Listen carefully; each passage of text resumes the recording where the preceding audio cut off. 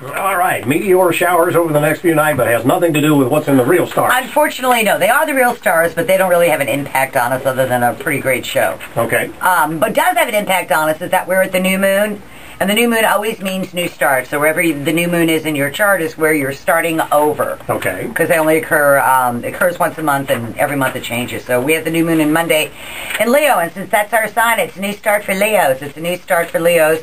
Personally, Leos they were under the gun from October till June, and they had to really take their time and try and figure out what it is they wanted to do. Well, that's all in place now, and now they're ready to move smartly forward towards getting that want and need met. Oh, good. And they started it on Monday, and it reaches a climax in about 2 weeks or so. So they should take the next 2 weeks and really put their agenda forth. Okay. Is the thing we want Leos to do. Gotcha. For Virgos, they need to finish up things that they have had in motion for quite some time. Virgos really were under the gun as far as restrictions and delays, and now they're over that, and they want to put their own personal ego needs first. This is not about them. This is about the way they are perceived. And they also, if they go ahead and, because happiness comes from finding what it is you enjoy doing and doing it, if the Virgo does it, they'll find out that not only will they spend money, but they will make money as well.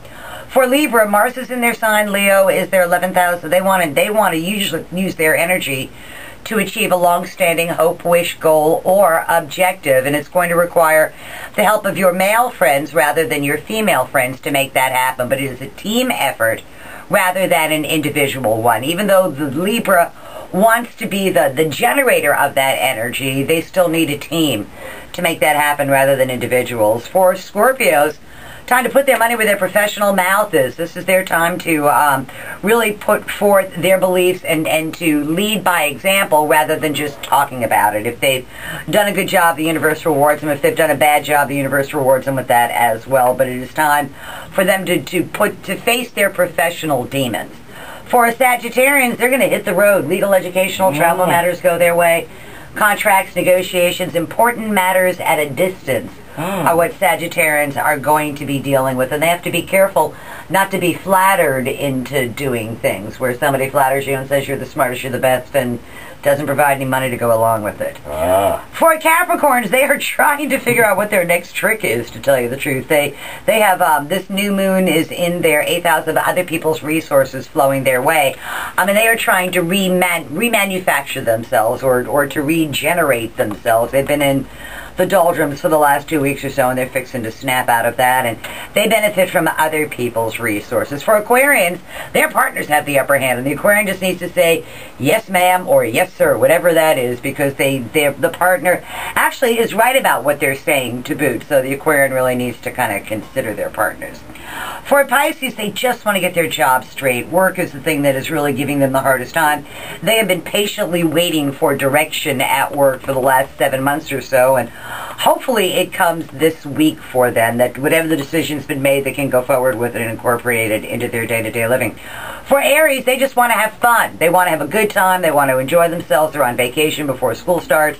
If they're single, they should attract someone. If they're married, that goes well. But really, Aries just want to have fun, then allow their creativity out. For Tauruses, they want to be close to home.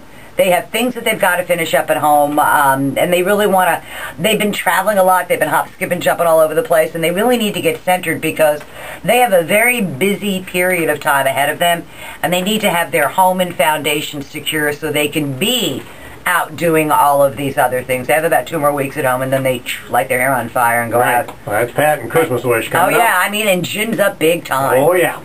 So, and then for Geminis, they have places to go, people to see, things to do. Their plate is full. The pace of their day-to-day living picks up dramatically. And they're going to have to really work to stay ahead of the power curve. Geminis are great at multitasking, do 2 or 3 or 4 things. And they're going to need to use that skill over the next 2 or 3 weeks or so. Gotcha. And then the last sign is Cancer, and they just want to spend money. That's pretty much what they're doing. They're spending a ton of money. And they have to be careful not to be flattered into spending more money. You know, that's the challenge. Okay. Is to go in and like, don't try and impress the person in the store with it, because Cancers have a real danger of being upsold over the next couple of weeks or so. So I'm saying if you're going to spend money, make sure you get what you pay for. And it's gratifying for the Cancer. So that's tomorrow's news today for the 12 signs of the zodiac. And I think things will be quaking tomorrow. We have a really bad aspect in the sky. the moon opposes Uranus, and that normally makes the Earth ring like a bell. I'm not quite sure. Yeah, just about anything that adjacent, yes, conjoined opposes Uranus, planet is can be a problem. Yeah, right. So, but again, not here, which is my two favorite words are not here. Not here. Not here. Somewhere else, right? Not in my backyard, the NIMBY thing. So. If you missed any of Janet's horrible scopes, or people around the office want to see and hear what you heard this morning, all you've got to do is go to our website a little later on this morning. Give us about 30-40 minutes. We'll have it posted up on myq105.com, and you can check it all out. And my dear, we will see you next Wednesday. Always a pleasure.